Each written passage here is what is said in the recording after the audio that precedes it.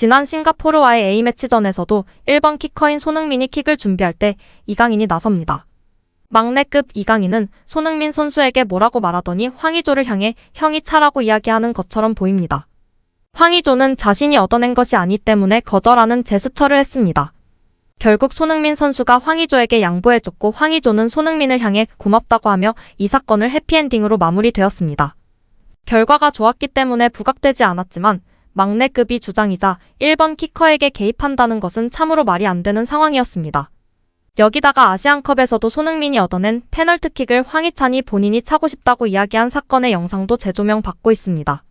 강심장 황희찬의 뚝심과 배짱에 포커싱이 맞춰줬었는데 다시금 보니 여기서도 이강인이 개입하여 본인이 차거나 1번인 손흥민 형이 차야 되지 않겠냐고 발언하는 듯한 모습입니다.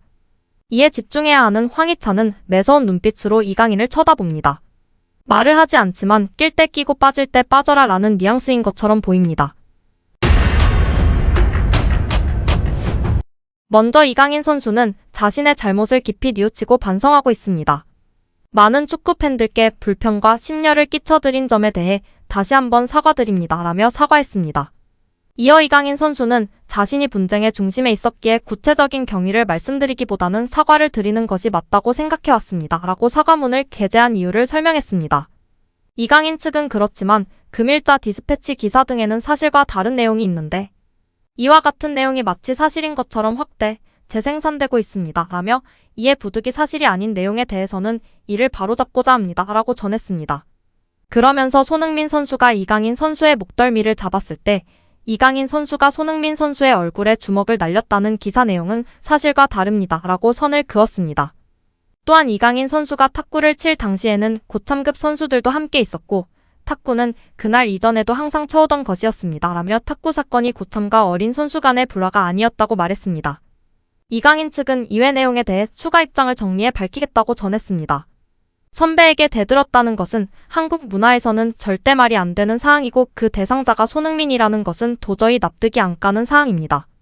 다행스럽게 주먹을 휘두르는 물리적인 폭력은 없었다고 합니다만 이제는 입장문뿐 아니라 진심 어린 사과가 필요해 보입니다. 특히 손흥민 선수에게도 진심 어린 사과를 했으리라 믿습니다. 축협에서도 이 사안에 대해 적절한 징계가 내려지길 바랍니다. 충격의 아시안컵 4강 탈락 전날 축구대표팀 주장 손흥민과 이강인 등 후배들과 충돌해 손가락 골절상을 입었던 충격적인 일이 드러났습니다. 이에 이강인의 SNS에 이를 놓고 갑론을박이 이어졌습니다. 14일 영국 매체 더선은 한국이 요르단과의 아시안컵 4강전에서 충격적인 패배를 당하기 전날 손흥민이 동료와 몸싸움을 벌이다 손가락 탈골 부상을 입었다고 보도했습니다.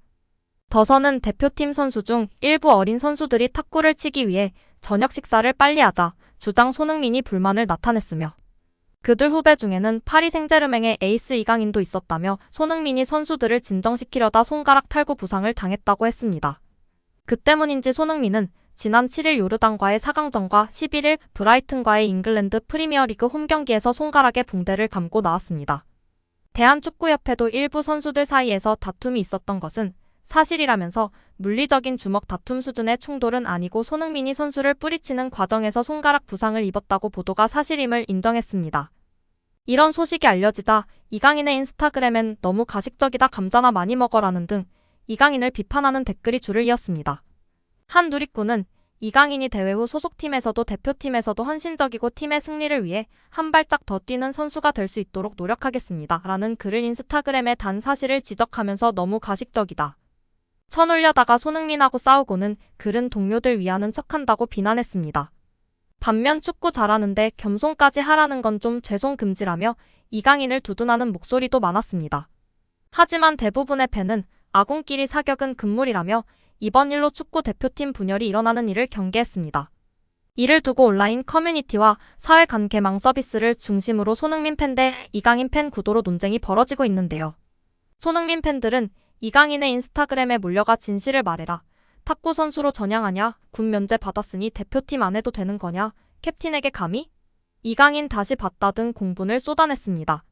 이강인 팬들은 온라인 커뮤니티에서 각자가 프로 선수들인데 손흥민의 꼰대질이 지나쳤던 것 아니냐? 술 마시거나 여자 만나러 가는 것도 아니고 동료끼리 탁구 치러 간다는데 시비 걸면 나라도 개긴다 등 반응을 내놨습니다.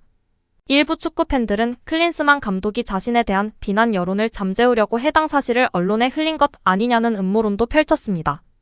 지난 13일 주간 정례 임원 회의에서는 김정배 상근 부회장이 출장으로 인해 주재하여 클린스만 감독에 대한 논의가 진행되었고 경질로 결정되었습니다. 축구협회의 예산 구성은 조직의 운영 방침과 우선순위에 따라 다를 수 있으나 일반적으로 가장 큰 비중을 차지하는 항목은 선수 및 코치 연봉입니다. 축구협회는 국가대표팀 및 클럽팀의 선수들과 코치들에게 연봉을 지급하여 그들의 활동을 지원합니다. 축구는 선수들의 기량과 노력에 크게 의존하는 스포츠이기 때문에 선수 및 코치들에게 상당한 예산이 할당될 수 있습니다. 또한 경기 및 훈련 비용도 예산에서 상당한 부분을 차지할 수 있습니다. 축구 경기 개최, 훈련 시설 대여, 여행 및 숙박 등과 관련된 경비는 축구협회의 예산에서 중요한 항목입니다. 다만 축구협회의 예산 구성은 회원들의 회비, 광고 및 스폰서십, 정부 지원 등 다양한 수입원에 따라 달라질 수 있으며 조직의 목표와 운영 방침에 따라 예산 항목의 상대적인 중요도가 달라질 수 있습니다. 대한축구협회 2024년 예산은 총 1,876억 원이며 그중 스포츠 토토 지원금은 225억 원이며 이는 국민의 세금으로 볼 수 있습니다. 예산 중 국민체육진흥기금이라는 항목으로 정부 보조금으로 108억 원이 있지만 이 돈의 90%는 스포츠 토토 수익금입니다. 축구협회는 여러모로 이를 그르치며 대표팀 관리 실패로 국민적 분노를 자아내고 대한민국의 이미지를 나쁘게 만들고 있습니다.